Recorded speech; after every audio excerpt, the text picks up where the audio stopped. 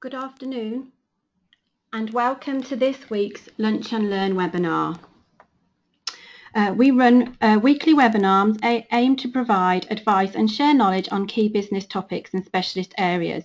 Joining me today is BizSmart Core Advisor Louise Blunt, and in today's webinar Louise will educate us on the lean management and how to improve our business performance.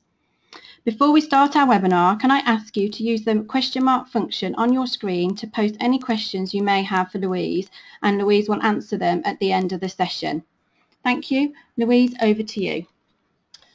Good afternoon, everybody. I'm going to start the session with a confession. My confession is I love lean. Those of you that know me wouldn't know it to look at me, but it is fundamental to the way I do business and the way I work with people. My objectives for today are quite simple, really. Lean is a very big subject. What I want to do today is to give you a taste of lean, to give you a flavour of the kind of things it can do for you and the kind of programs and projects that you can undertake. It's certainly a subject that's difficult to know where to start and what to cover, so bear in mind today we're scratching the surface. I want to put it into a small business context, and I'd like to explode some myths, the main one being that it's only for manufacturing, that it's not for small businesses, that it's complicated, and that I don't have time. As I said before, we're just scratching the surface. If you achieve just one thing today, if I achieve just one thing today, I want to encourage you to take a deeper look, to believe that you can take on some of the lean projects and make a real difference to your business. So let's start at the beginning. Let's explode some myths. What isn't lean? It's not only for manufacturing.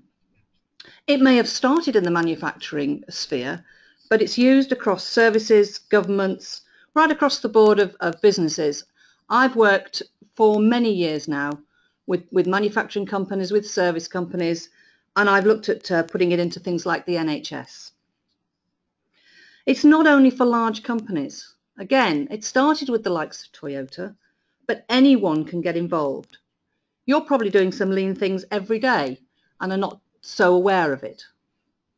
It is certainly not about paring things back to the bone. It's not about stripping out people, assets. It's not a diet.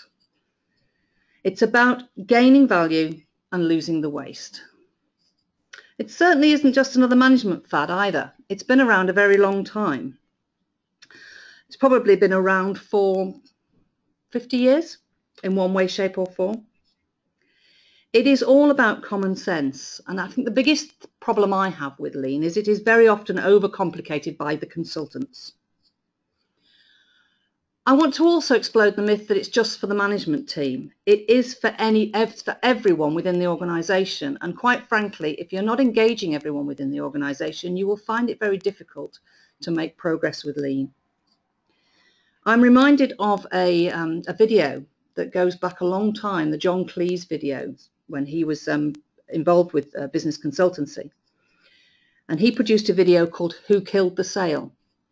I'd advise you to try and get hold of a copy and have a look at it. It shows how very much everybody in an organisation is involved. It's not just for the management team. Finally, it's not rocket science. I can assure you guys out there, if it was rocket science, I wouldn't be doing it. So what is lean? It's a way of thinking. Fundamentally, it's a mindset. It's about constantly questioning what you do and looking to find a better way of doing it. The words continuous improvement were coined a long time ago, and basically lean is a series of ideas and methods of enabling you to continually improve the business you're running. It's a way of looking at the whole company. It's not a silo mentality. It's very important to understand that you're delivering great products and services across the whole organisation. You're not tackling it in one specific area. And lean itself is about making more money for your company. Contrary to popular opinion, it's all about the customer. It has the customer very firmly at its heart. And it's for those of you who saw my blog where we talked about whacking moles, it's a great way of getting all those problem moles under control. Okay, so what are the fundamentals? Okay, well, it is about respecting and engaging and involving employees at all levels. It's not a top-down management thing. I've been in business a long time, and I have always found that most of the answers lie, proverbially speaking, on the shop floor, at the sharp end. You just need to know where to look and what questions to ask. And Lean will help you to develop that. It's about aligning the systems and getting all your ducks in a row. As I said before, it's not about picking one specific area. You might start in one specific area, but it is about really identifying the bottlenecks and working out how to deal with them. And remember that you find a bottleneck in one area. If you address that bottleneck in one area, you may well create a problem further down the line or further up the line. It's something that I used to work with companies on a lot. Really, you may need to address something in one section of the company that means that they have to do more work in order that the whole process actually is slimmed down and made more efficient. It's certainly about the continuous improvement side, as I mentioned. It's about continually challenging yourself and accepting that you can always find ways of improving. It's about reducing waste, and it's absolutely about improving value. So it's about basically taking the whole process and creating more value for your company without losing the customers along the way. It's a long-term approach. It shouldn't just be something that you do today and forget about tomorrow. If you're doing lean properly, it'll become embedded in your culture. It'll be something that is fundamental and will just become natural to you over time. As I said before, it's for everyone.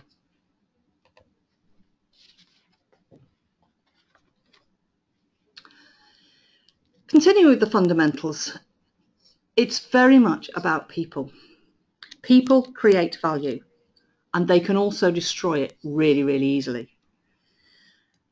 In many respects, particularly in manufacturing, for many years, companies have looked at improving productivity by continually upgrading their machinery, putting in new robotic machinery, and basically taking people out of the process.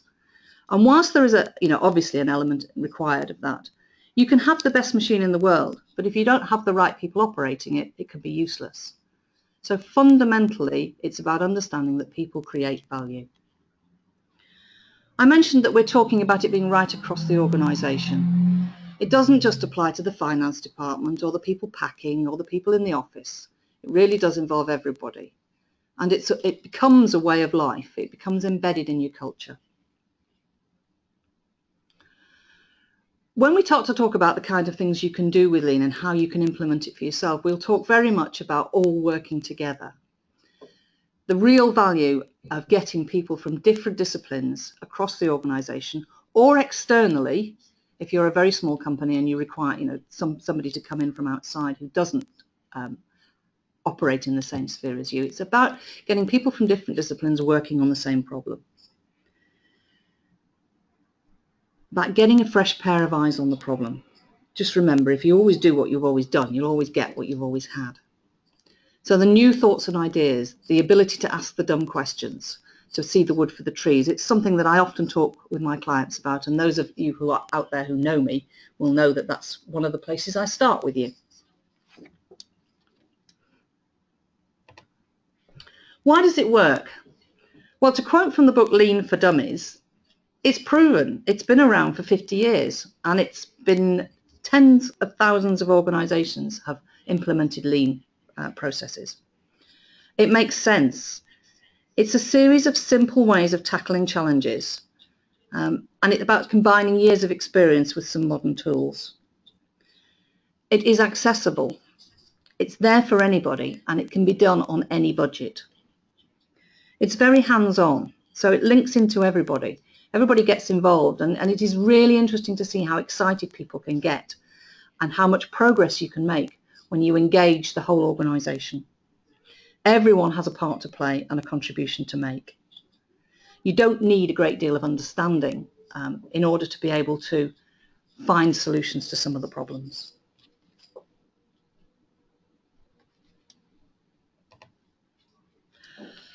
So why does it work? Well, it speaks for itself, really. From the Louise Gluck book of Lean, it is not rocket science. It is some simple principles and a very large dose of common sense. And as I said before, you're probably doing lean things every day without really thinking about it. Things like questioning your methods, looking for improvements, thinking about ways you can reduce waste, asking yourself why, and following a process to find an answer. They're all things that are very fundamental to lean. So, lean in practice. We've heard about the benefits of it and where it's come from and why it's there. What I'd just like to do over the next few slides is focus on just a few simple processes and ideas behind lean. So we're going to have a quick look at customer focus, improving value, removing waste, the question of quality, root cause analysis, 5S, and managing data. Again, we're just really scratching the surface, but I want to whet your appetite. As with all of this, if you want any more information, just come back to me at some point, and I'd love to talk to you about it individually to you. So let's start at the top. It may surprise you to know that the customer is central. We've all heard that the customer is king. Maybe for lean, it's not in the way that you traditionally think. It's not about kowtowing to the customer. It's not about yes sir, no sir, 3 bags full sir, but it is about putting them at the centre of everything you do and making sure that everything you do adds value or is there for the purpose of adding value to your customer. It's all about the customer. Without them, we don't have a business. So we do need to focus on delivering the products and services to them. Customers decide what they want and what they value, and they have expectations. Your purpose is to part them from their money, keep them happy, and keep them coming back for more, and to make you money in the process. So in terms of understanding lean, you must put the customer at the centre of everything you do. And when we talk about some of the other key processes and ideas behind lean, you'll find that it comes back to delivering value for the customer through your business. So lean thinking is about understanding what the customer needs and delivering that, just that, no more than that. So how do we do that? I mean, lean has a number of ways of helping you find out and understand what the customer cares about, to set your own priorities and goals and identify what you do best. It all ties into the whole company approach. I'm not going to go into all those processes today, but maybe that's a subject for another webinar. So, improving value. Lean is all about improving value. And one of the key areas that you'll hear people talk about, and I am not for acronyms and all these complicated names, but value stream mapping does exactly what it says on the tin. It's not a complex idea. It's first of all about accepting that no one's perfect. So you need to open your eyes and accept that you can find ways of improving your performance and your processes just by looking at what you do. So value stream mapping helps you visualize what you do. The idea behind it is that you map every stage of a product or service journey through your organization. Then you decide, does it add value or does it not add value? If it adds value, how does it add value and how much value does it add? And if it doesn't, look at ways of getting rid of it. You won't get rid of all the areas that don't add value. You can't take all non-value added items out of your process, but I think you will certainly find some and they will make a difference. So value stream mapping is a new way of looking at and seeing new things. It sounds very simple, but actually you will be amazed at what you find. you ever tried a diet diary? I did, and I have to say I was frightened with what I was able to cut out during the day. So when we're talking about non-value added, essentially we're talking about waste. A lot of people will talk about eliminating waste as one of the key tenets behind Lean, and it certainly is. I hate waste. I really hate it with a passion. Anything that is not adding value is considered to be waste, and it is one of the core elements of Lean. But what is waste? It's basically the same whether it's manufacturing or service, but I like to try and avoid confusion. So to avoid that confusion, I use two separate acronyms to remember the different manufacturing waste to the service wastes.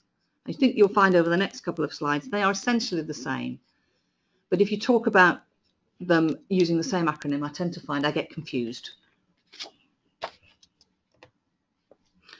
So eliminating waste from the point of view of production.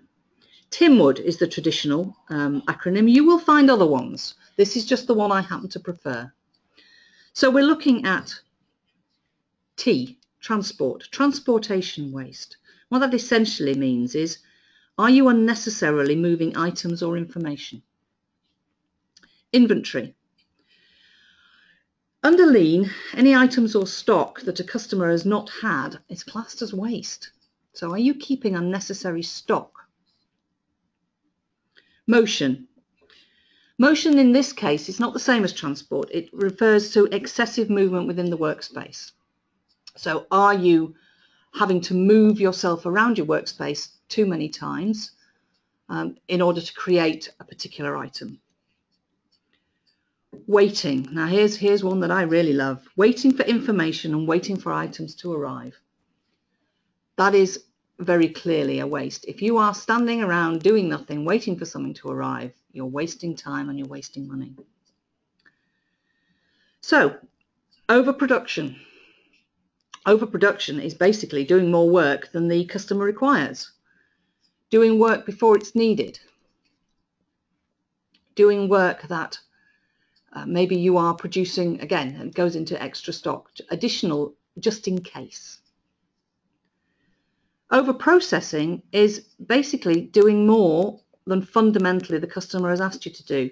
Now this can sometimes conflict with going the extra mile, but as with most things in the Lean processes, there has to be some element of compromise. Defects. Defects is all about mistakes and errors that have to be reworked. So anything with a defect in it that is not saleable to the customer is clearly waste. And the final one that is not always identified, but it's skills and people. And what that really means is that you are not using the skills of the people to the best advantage, or you're not using the workers to their full abilities. So how does that differ for service? Well, essentially, service is a product. And if you think about it that way, you'll be able to make the link very clearly. Basically, they're the same. Again, transportation, movement of information. Waiting, well, there you go. Waiting's always a waste. One thing I absolutely hate is when you go into a meeting and you've got 12 people around the boardroom and somebody waltzes in 10 minutes late. Everybody's, 11 times 10 minutes. That's a hell of a lot of waste. So overproduction, producing too much too soon. So if you're producing it ahead of the time the customer needs, then arguably you're not planning it properly and most efficiently. Defects. Again, work not to the specification or work that isn't right first time. I've produced the bog off there.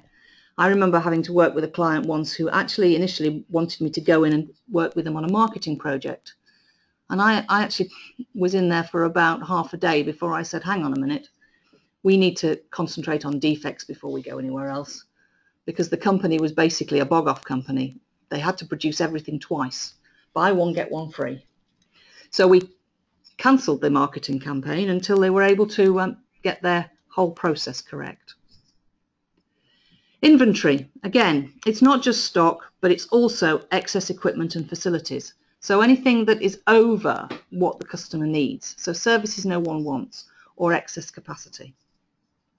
Movement, again, we're talking about movement of people within the workspace. We're talking about activities that they do. We're talking about paperwork. Again, extra processing, more work than is required by the customer. Paperwork, extra steps. And the skills and people is the same as we were before, not deploying the right skills in the right place. So that's the fundamental ideas behind eliminating waste. Quality, well, there you go. This brings me to a favourite of mine, quality control. Quality is built in, it is not inspected in.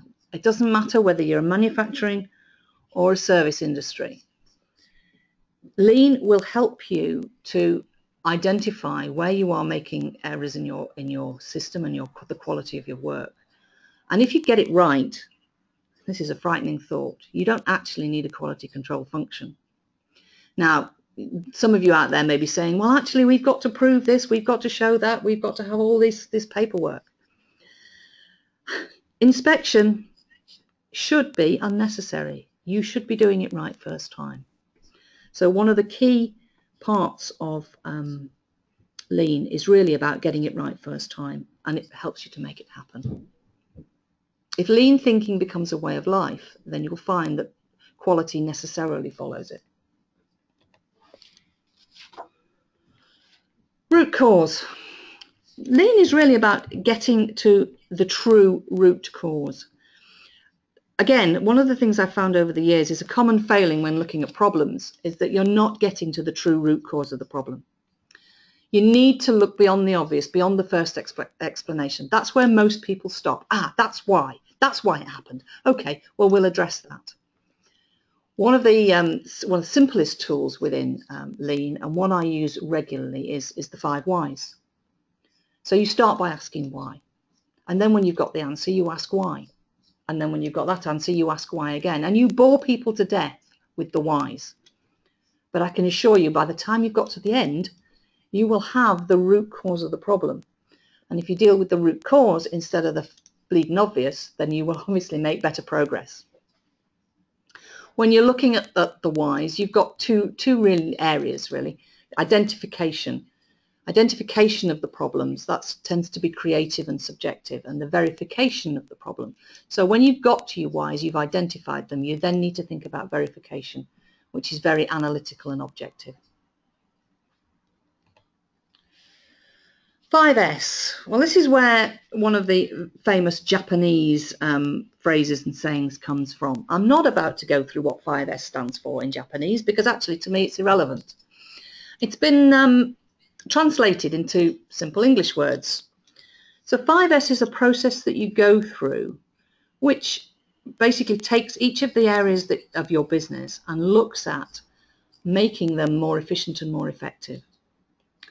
So you start out by a workspace, whether it's a machine or whether it's a workspace, in an office, and you clearly sort out the items you need from the items you don't need, and you're absolutely ruthless. You really just keep in your workspace the things that you need, and everything else is basically found another home for. So you simplify. When you've decided what you need, you keep it in the correct place. You make it easy to access. You can, in some cases, visually organise it. I mean, we've all heard in manufacturing about shadow boards, where if you've got key tools, you basically have the outline of the tool on the board, so you can see when you haven't got that tool. Shine. You make and keep everything clean and tidy. Now, that may seem like an awful waste of time, but actually, if everything's clean and tidy, you will find things easier. You will work quicker. It's about doing things as you go along instead of allowing everything to build up and then having to continue. I know when I do my housework, for instance, I'm terrible with the 5S at home. I'll do it at work, I won't do it at home. Once a fortnight I go around and it takes me forever, and every time I do it I have to say I go back to 5S and I think, why don't I just do it as I go along? Standardize. So once you've got your system sorted out, you basically standardize what you do. So you keep it simple and you keep it consistent. And then you go along and you sustain it. So you maintain the established good practice. So you get the right things in the right place. You do them the right way every time. That's the idea behind 5S. Data. Again, another one of my favorites. What is important? And when I talk to clients, we often talk about data. You can drown in data. And small businesses really have to focus very clearly on a few key sets of data. When I talk with clients, and this comes really from my lean background, two key areas I look at when I'm looking at data is I'm looking to identify trends and I'm looking to identify variance. So the trends, are the lines going in the right way? Is the data telling me that I'm doing the right things? Do I need to assess those trends and reverse them, or do I need to build on them and make them more effective? And variance, this is positive and negative variance. Are things happening the way I expect them to happen? Are they producing me the results I expect? Again, most people concentrate just on the negatives. Well, that cost me more than I expected. And that's fair enough. I mean, that's obviously something we have to concentrate on. But you'll also find really good value, if not better value, in the variances where it cost you less than you expected. I always want more of that. So I'm going to look at it very clearly and say, okay, why was that? Is it right? Okay, I'm going to go and find some more of that. So you're looking for trends, you're looking for patterns, you're looking for variance, both positive and negative. And then you are prioritizing what you're doing. You are a small business, most of you, so you can't do everything at once. So again, when you get your data, use it to help you prioritize what you want to do and how you want to do it. I can't really talk about lean without talking about Six Sigma. Six Sigma is a further, and I would call it a more scientific and potentially more technical part of lean. It really focuses very strongly on data collection, data analysis, and using statistics to measure and improve. It has its place, absolutely it has its place, and there are a lot of people out there who specialize in it. But for small businesses, we need to be careful that we don't overplay the data card and really end up drowning in it. Data for its own sake is bad. We don't have the resources to deal with it. Be selective. Data is good, but only the right data. So as with all lean, you need to decide what you strictly need. Okay, so we've talked about some of the things that you can do in lean, some of the ideas and some of the thoughts behind it. One of the key things is overcoming resistance. It's like anything new, it's change, it's different. People sort of take a look at it, and again, you've got this situation where, oh, it's just an excuse to get rid of my job. So how do we deal with overcoming resistance? Well, one of the key ones, clearly, you've seen all these before, but clearly lead by example. That would be always my first port of call. Have a clear vision of the future, and make sure that clear vision is communicated to everybody. It isn't just for the senior management or the directors. Behind that, have clear roles and responsibilities. Make sure that everybody understands their role and their responsibilities within the organisation and the part they have to play in making the whole company effective. It is as important for the cleaners and the people on the factory floor as it is for the people in the fancy glass offices at the top. Identify the terrorists. There are terrorists in every organisation, and maybe this isn't politically correct given the current status with problems abroad, but there are always terrorists within any organisation. Identify them and try and bring them on board. Very, very clearly, face up to problems quickly. The more quickly you accept that there are problems, even if they're not the problems you want to face up to, you will find that you can start to overcome resistance. Get people to understand that you take their problems seriously and that you will help them find the solutions to them. Behind that, reward the right behaviours. It sounds so simple, but how often do you think, why on earth did they get that role, that pay rise, that whatever? Because they weren't doing the right things behind the scenes. And do what you say you will do. One reason that lean projects fail is there is resistance at different levels. So make sure that and these aren't the only ones for overcoming resistance, but they're some of the key ones that I've picked out.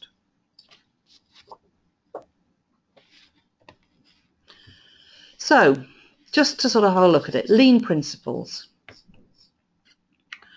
Lead by example, manage by example. Understand that less is more. We're not looking to add more and more layers and more processes. Have a good spring clean. Build in prevention. It is always better than cure. And that's where we talk about, building in quality. Never be fully satisfied. There is always more you can do. There is always something you can improve. And I suppose in many respects, Six Sigma takes that to the next degree, because it's always looking at even the tiniest and most minute areas. You think back to the Olympics, one of the ways in which the Olympic athletes improved their performance is they were looking at the 1%. It doesn't sound like a lot, but they all add up. So be prepared to challenge, and above all, be prepared to be challenged. That's something that we at BizSmart think we do quite well. But it is something that you need to be able to accept if you're going to make lean principles work for you. Pick the right tools and pick the right people. Look at your organisation clearly and identify tools and people and help them and provide them with the processes to do the job properly. And above all, look at the whole organisation. Do not look at isolated pockets. It's the cause and effect. I've mentioned it earlier in the presentation. You can make a change in one part. I'll give you a very quick example. A number of years ago, I was working in a manufacturing organisation. We bought hundreds of thousands of tons of paper a year. And the purchasing department decided they were going to save 1% on the cost of the paper. Sounded great because it was a lot of money to the company. The only problem was that when we came to run that paper on our machines, bearing in mind that I had 3 £9 million printing presses running, it wouldn't run through the presses. Press performance went down by a huge amount. I had web breaks left, right and centre, and our production performance went through the floor, and we were letting customers down. So lean is about looking at the whole organisation and understanding that a saving in one area can be the death of another. So a quick summary. We've had a taste of lean. I hope I've put it into a small business context and given you an idea of how you can think of some of the lean principles within your organisation. I was looking to explode some myths and basically show you that, very simple tools that you can adopt any day. We are just scratching the surface. There have been books and books and books written about lean, some of which I would recommend, others which I wouldn't. I would always encourage you to take a deeper look. Just ask, you know where to find me. And above all, remember, keep it simples. That's lean. Thank you very much, everyone, for listening. And I do look forward to having your questions and maybe catching up with you sometime after the event. Thank you so much, Louise. We've got lots of questions coming through. Should we start with them straight away? The first one from Philip is, what is the best way to implement lean management and still have a top-rated quality management? Well, Philip, I'm hoping I covered that kind of in my presentation. If you are getting lean correct, then you really don't need the quality will follow suit. The best way to implement lean is to really start with a complete overview of your business and organisation. Have a good look at it and break it down into sections, using some of the tools we've talked about, using the 5 whys, looking at value stream mapping, and seeing how you can take waste out of your organisation. It's very difficult to answer, because every organisation is slightly different. But if you try some of the simple tools that I've talked about this morning, you'll start to find that you will be automatically getting the improvements that you're looking for. Lean and quality, to my mind, go hand in hand. And if you're adopting lean management throughout your organisation, you really won't have a problem with your quality. Thank you. Philip also asks, I assume you need to have a pretty good process flow worked out to get lean management to work. So what are the key areas that need to be put into place? Again, I mean, we hopefully kind of covered some of this in the presentation. You don't have to have a good process flow worked out to start with. but you need to work out what your process flow is. So yes, obviously the process flow, the value stream mapping it all out. That is a good part of lean management. Key areas that need to be in place. Well, in order to identify, the best way of identifying is to put a little team together, maybe 2 or 3 people. That may be your entire organization, but it is important to bring in people from different areas. So don't assume that because somebody doesn't know anything about your particular area, your particular specialism, bring in people from outside your organization if necessary as well. Asking the dumb questions and not fully understanding your process so that you can break everything down is really a very, very valuable tool.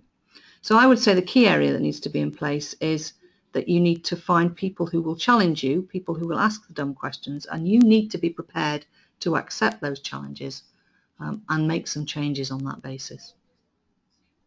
Thank you very much. He also asks, what are the early warning signs that lean has become too lean? I actually find that question quite difficult to answer, simply because I said at the beginning, lean isn't about cutting things to the bone. I suppose in some organizations, you could take it too far by becoming too focused on the data. I think that's one of the reasons why I mentioned data. If you are becoming all consumed by data, then you need to take a step back really and just say, am I concentrating too much on the numbers? Am I losing sight of what I'm actually supposed to be doing? So I suppose really for a small business, focusing too much on too much data is perhaps the early warning sign that it's become too lean. You end up focusing on the figures and not actually doing anything about it. Okay, thank you. Next question. Which function or discipline is the best to outsource in your experience? Where do you get the most bang for your buck? Which internal department could a company most easily afford to lose? Are there any favourite candidates such as HR, purchasing, procurement, accounts even? I have to admit, I actually saw this question, this series of questions in advance, and it made me smile. Fundamentally, using lean to decide which function or discipline to outside, to me, that's not really what lean is all about. Lean isn't about getting rid of people and paring things down to the bone, but it is really about identifying where value is added and where things are necessary. If you have a purchasing department that is purchasing well and that is contributing to making sure that you're delivering value to your customer, then clearly they're working lean. If you require an HR department to make sure and keep on top of all the things that make your workforce run efficiently, then that is also working lean. So, really lean isn't about getting rid of things necessarily, but it's about making sure that each one does its function as effectively as possible. Which internal department could a company most easily afford to lose? That depends on your business. I mentioned several times, and this will send shudders through some people, is arguably, if you're doing lean correctly, you don't need the QC department. You don't need QC inspection because it's already happening in the way it should. There are very few companies who feel that they can go that far, but ultimately that's really what we're about. So there is no answer to which is the best to outsource. It's very much dependent on your business and what is required by that business to deliver an effective service or product to your customer. So sorry to hedge it. It's not usually my style. Thank you. Another question come through from Lee. Once lean has been implemented, how long until I see results? You can see results really quickly from certain parts of lean. You can see results fairly immediately from some of the things that you're doing. I mean, if you're looking at the 5 whys or even the sort and sort out, you are the 5S. You are seeing results very quickly after the end of a program, and you can do it in a day. You can start to see results in a day. Or you can take on projects that may take a little bit longer, but will deliver results in sort of 3 or 4 months. Once you've got lean going, as I said to you before, it becomes part of the organizational culture. Continuous improvement becomes embedded, it becomes part of what you do every day. So by that point, you are then seeing results every day. Perfect, thank you. We've another question from Hannah. Anything not adding value is waste, but surely when you are seen to go the extra mile for a client, this has a feel-good factor which is difficult to quantify, and stripping this out too much can be ineffective. Absolutely right, and I think I alluded to that earlier. It is, when I use the phrase, don't go the extra, lean is about, potentially not going the extra mile. There is, as with all of these things, if you take them to the nth and literal degree, then you are in danger of overcooking it and over-egging the pudding. Lean needs to be, and fundamentally for me, is about a liberal dose of common sense. So through all of these things, what you need to look at and say is there a value added to going that extra mile, to doing that extra little thing?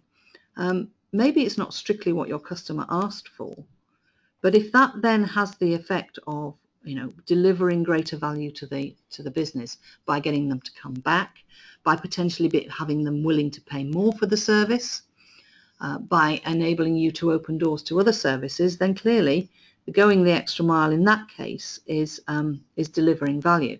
I think what's important to do is to understand when you are going the extra mile that it has the potential to deliver value and where it is. I think that what I was referring to there is going the extra mile for going the extra mile's sake, where you don't necessarily consider what the outcomes could be and whether it will actually deliver value, or it's just it's more of a feel-good factor to yourself rather than to your client. So no, don't by any means avoid going the extra mile. I hope I do it for my clients as well. But it is about understanding that it needs to deliver something back to you as well. I hope that helps. Okay, thank you, Louise. Another question. Where do you suggest we start in a small business? That depends what kind of a small business you are. I'm sorry to have to throw that back, but it really does depend what sort of a small business you are, where you start, and what kind of resources you've got available. I suppose what you need to do, I think, is identify your bottlenecks. And the best way to identify your bottlenecks is to do a very quick, swift value stream analysis. So you have a look at one of your key processes or your key services, and you just run a value stream through that and work out where it is that the key blockages are happening. You can do that, that initial sweep quite quickly. So I think I would probably start by doing a quick look through the organisation and mapping the values by a product or a service, so that you can see where the blockages are. But if you can start not looking at a whole process. You can start looking at a simple thing and just try the 5 whys. Something went wrong in my organisation today. Well, why did it happen? Well, why was that? Well, why was that? So you can start to gain some confidence in the whole process simply by implementing the 5 whys from now. Okay, thank you. Another question from Mel. Where can I go for more information, and what reading can you recommend? Well, more information. There is a lot of information out there about lean. Obviously, you can contact us. You can contact me. I live and breathe lean, and I would love to talk to you about it. In terms of reading, there is one particular book that I found when I was first sort of looking for ideas and thoughts on lean, and for the life of me I can't find my piece of card with it on. There we go. If I only advise you to read one piece of information about lean, I would advise you to read a book called The Goal by Elihu M. Goldratt. It's actually written as a novel. It's not a classic textbook. It's written as a novel, but it really helped clarify lean for me, and looking at and showing how you can look right across the organisation and find the answers to the problems. So that would be the one.